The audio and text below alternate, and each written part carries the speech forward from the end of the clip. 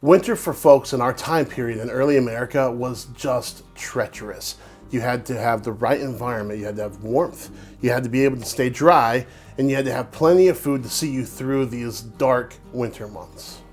Now, I'm not saying that it was just miserable. I'm not saying that people didn't enjoy themselves and that you couldn't find a book to read and get through the winter. What I am saying is that if you were in the northern part of the United States where the winters are really bad, there's isolation that goes with that, and that's probably the hardest part.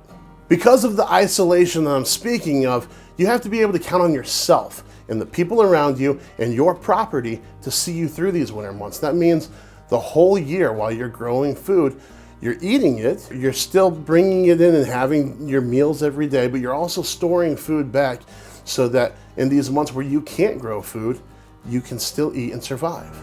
So far in the series, we've talked about the onion, and we've talked about potatoes, and how those are two really great ingredients to store back for winter. Today, we're gonna talk about beef. We're gonna talk about meat. There are some root vegetables here. Those are gonna get us through too, but people were not going the whole winter without having protein. There was meat available. To have meat available to you, number one, you were likely butchering towards the end of fall and getting into the cold, but you're storing meat back by salting it, by smoking it. There are plenty of ways to preserve meat. You can even dry it out. And we've talked about some of these things on the channel before. We've covered salt pork. There's also salt beef. Two of my favorite methods that we've done on the channel to preserve meals is the standing crust pie, and the other one is potting meats. Now with the standing crust pies, we're creating this coffin. We're creating this standing shell pie crust to go ahead and bake a pie with meat and that sort of thing in it.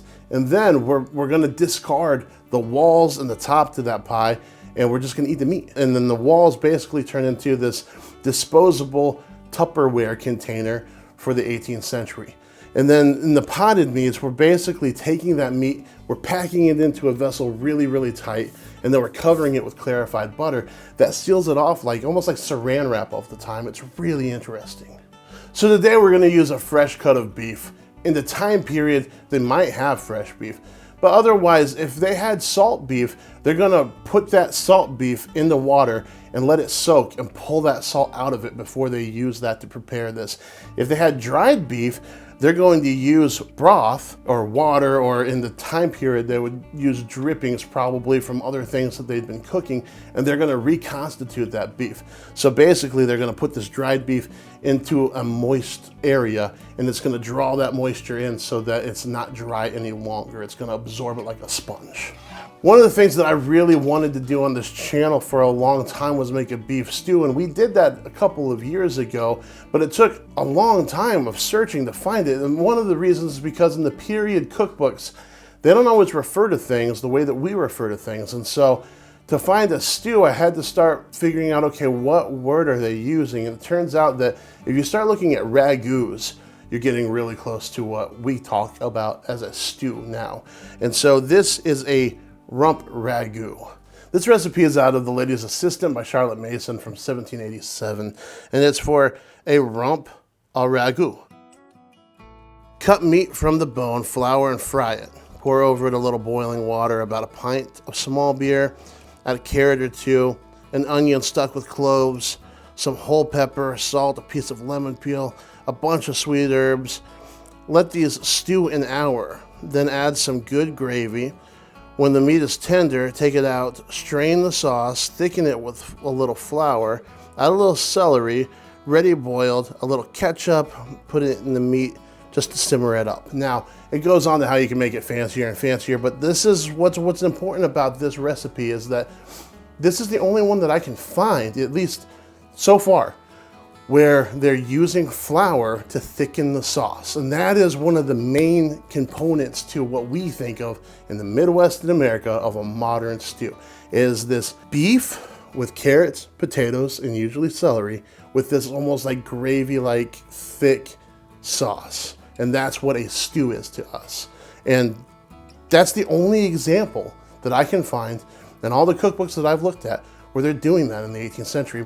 The recipe that we're going to be working with today is a little bit different, and it is out of a magazine, which is also really neat because I don't remember ever finding a really neat recipe in a magazine from the time period. It's called The Lady's Magazine, and this is from 1772. Rump of beef a l'adab. Take a rump of beef, bone it, then have some bacon, as for larding, but a good deal bigger. Mince some thyme, parsley, shallot, mix them together and season them. Then daub your beef with the bacon, put it into a pot or daubing pan with roots of all sorts, spice, etc.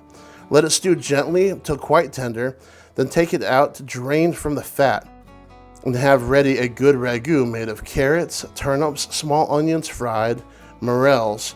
Put it into your dish and then pour the ragoo over it. That sounds really good. Now, whether you pronounce this dish beef a la daub, like I did, being a Midwestern dude from America, or a la dube, and I don't even know I don't even know how to say it for sure, but the French dish, which is what this is, right? This is a dish that's still being made. It still seems to be very popular in Europe. A nice homey dish, probably something that would see you through the winter still to this day. But right now what we're gonna do is we're gonna make it with ingredients that they would have stored back in the 18th century to get them through the winter. So the first thing that we're gonna do is take care of our beef, and that's really simple because there's not a whole lot to do. We're gonna season it with parsley and the thyme, some salt and pepper, whatever spices that you like. The recipe says that. Feel free to go wild with it. Now, it calls for larding the beef. And what they're looking for here is they don't want it to be too dry.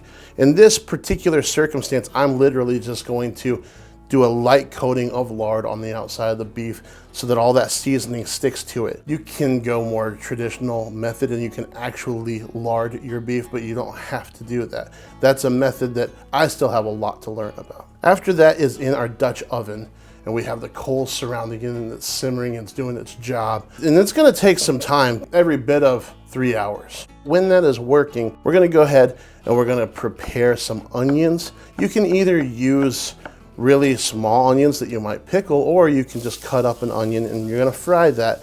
Once you've got those fried and caramelized and they're looking really nice, you're gonna go ahead and add your sliced carrots, turnips, and mushrooms with a little bit of broth and a little bit of fat. You can use lard or butter, but you're gonna do all this and you're gonna create a ragoo.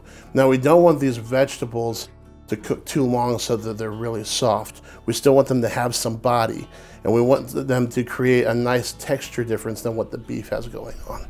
Last week up here in northern Indiana, we had sub-zero temperatures. Now imagine that you're in the 18th century and you're having those temperatures.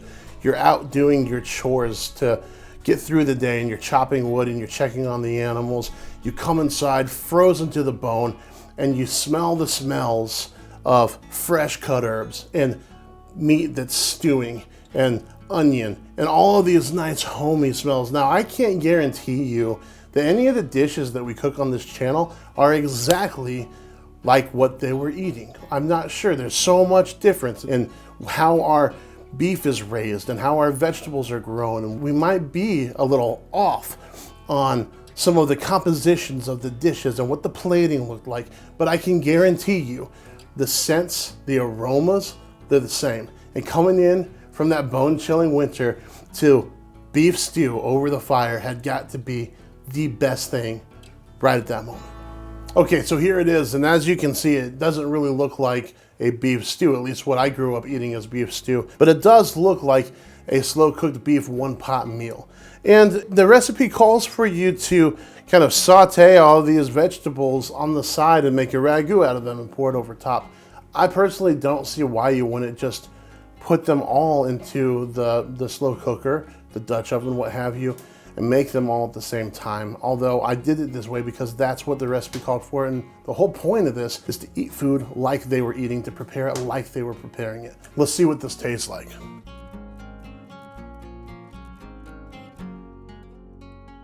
That's really good, really good. There's a lot of spice in there. Yeah, it's peppery. The shallots really come through. There's a lot of spice in there. I like how we larded the beef and kind of rubbed those spices in. Carrots bring in some nice sweet tones. The turnips are good. Earthiness from the mushrooms. I think that you will love it. You have got to try this one.